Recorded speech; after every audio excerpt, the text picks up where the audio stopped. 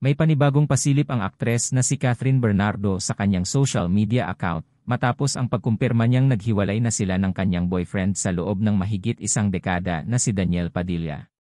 Nauna nang ibinahagi ni Catherine Bernardo sa isang Instagram stories ang kanyang selfie kung saan makikitang nag-aayos sila ng mga damit. Sa susunod na larawan makikita naman si Catherine na masayang nakikipagsalo sa mga kasama niya sa naunang larawan. Matatandaan na noong November 30, ginulat ni Catherine Bernardo at Daniel Padilla ang publiko nang tuluyan na nilang aminin ang kanilang paghihiwalay.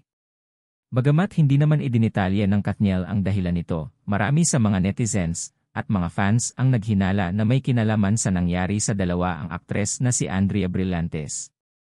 Bago pa man inamin ni Catherine Bernardo at Daniel Padilla ang kanilang paghihiwalay ay nauna nang pumutok ang balita na pasikretong nagkikita sina Daniel at Andrea Brillantes.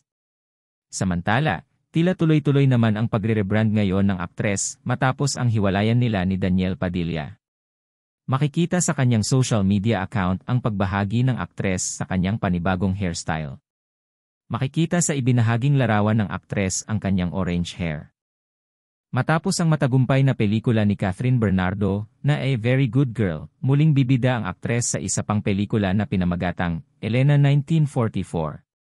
Gagampanan ni Catherine Bernardo sa nasabing pelikula ang papel ng isang comfort woman sa panahon ng Japanese invasion. Samantala, inamin naman ni Catherine Bernardo na medyo challenging ang kanyang gagampanang role na ito dahil hindi pa siya nagkakaroon ng ganitong role noon.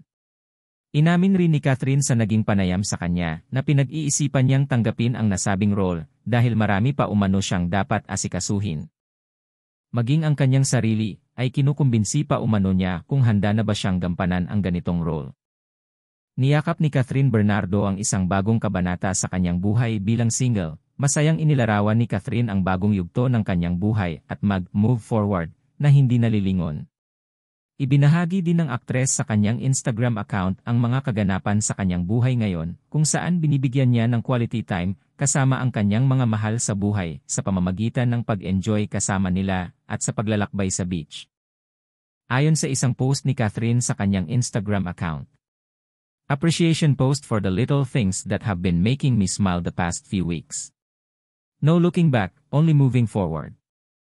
Nanawagan naman si Catherine sa Katniel fans na sana ay maintindihan ng mga ito ang desisyon nila ni Daniel na maghiwalay na, dahil ito umano ang kailangan nila ngayon.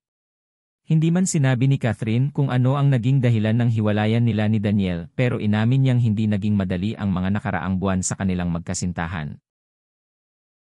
Ikaw, ano ang masasabi mo sa isyung ito? Abangan ang iba pang showbiz updates and happenings.